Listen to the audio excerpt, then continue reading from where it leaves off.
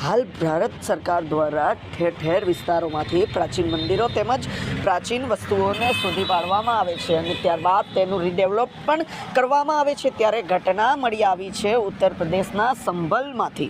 जी हाँ, उत्तर प्रदेशना संभल विस्तारनी अंदर 48 वर्ष बाद एक मंदिर खोलवामां आव्युं छे। जे मंदिर खोलतानी साथे ज तेनी नजीक आवेला कुवामां खोदकाम दरमियान एक पछी एक एम करीने 3 मूर्तिओ मळी आवी छे। जी हाँ, एक नहीं बे नहीं परंतु पूरेपूरी 3 मूर्तिओ मळी आवी छे। जे मूर्तिओ घणा वर्षो जूनी होवानुं सामे आवी रह्युं छे।